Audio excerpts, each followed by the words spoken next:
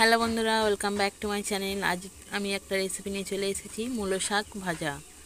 একদম সিম্পল, পেঁয়াজ লঙ্কা এবং রসুন ফোড়ন দিয়ে খুব সুন্দরভাবে কিন্তু এটা ভেজে নিয়েছি। দেখুন আমার মা এখানে শাকটা কেটে দিচ্ছে, একটু খুব ভালো করে একটু দেখিয়ে দিচ্ছি কত সুন্দর ফ্রেশ এবং টাটকা শাক, মূলো শাক। এরকম করে কিন্তু ভাজা করলে কিন্তু খুবই সুন্দর লাগে খেতে।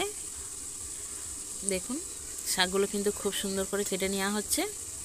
তাহলে চলুন বানানোটা শুরু করি। আর আমার চ্যানেলে নতুন হয়ে থাকলে অবশ্যই চ্যানেলটিকে সাবস্ক্রাইব করে নাও এবং ভিডিওটি ভালো লেগে থাকলে একটা লাইক এবং কমেন্ট করে জানিয়ে দেবেন।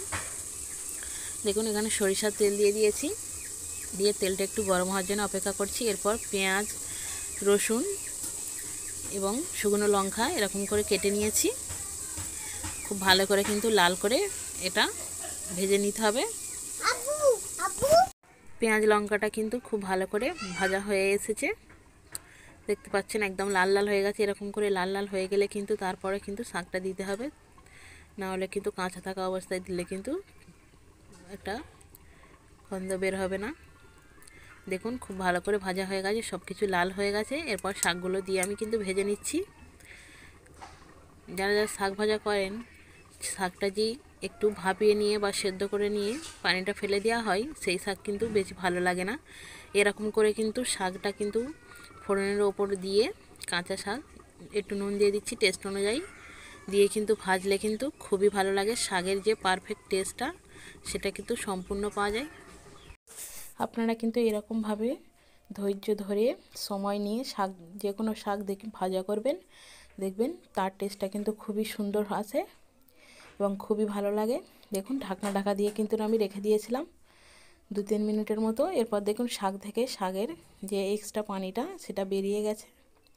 এরপর সেই পানিটা কিন্তু শুকিয়ে ওইটা পানিটার মধ্যে নাড়াচাড়া করে কিন্তু ঢাকা দিয়ে ভাজা করে নিতে হবে। দেখুন আবারও ঢাকা দিয়ে দিয়েছি, দিয়ে ঢাকনাটা খুলে আবারও দেখছি অনেকটা পানি কিন্তু শুকিয়ে গেছে। খুব ভালো করে কিন্তু এরকমভাবে ভেজে নিতে হবে। দেখতে পাচ্ছেন কতটা পানি বের হয়েছে। গরম করে কিন্তু শাকটা ভাজা করলে কিন্তু খুবই ভালো লাগে খেতে।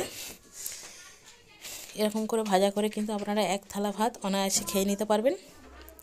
আর খুবই কিন্তু শাকের যে পারফেক্ট টেস্টটা আপনারা পাবেন এরকম করে কিন্তু ভাজা করলে। আর আমার ছেলেটা কিন্তু খুবই ডিস্টার্ব করছে, আপনারা আওয়াজ শুনলেই বুঝতে পারবেন।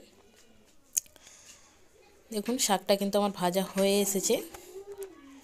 দেখুন শাকের কালারটা কিন্তু চেঞ্জ হয়ে গেছে এবং শাকটা কিন্তু খুব সুন্দর শুকনো হয়ে ভাজা হয়ে গেছে। আর শাকটা কিন্তু খুব সুন্দরভাবে সেদ্ধও হয়ে গেছে। দেখুন এরপর শাক ভাজাটা কিন্তু আমার একদম রেডি হয়ে গেছে। এরপর আবারও আমি একটু 2-1 মিনিটের মতো ভালো করে একটু নাড়াচাড়া করে বন্ধ করে দেবো আঁচটা। দেখুন খুব সুন্দরভাবে কিন্তু শাকটা আমার ভাজা হয়ে গেল। আর ভিডিওটা যারা যারা সম্পূর্ণ দেখেছেন তাদেরকে অসংখ্য ধন্যবাদ। এরকমভাবে আমার পাশে থাকবেন।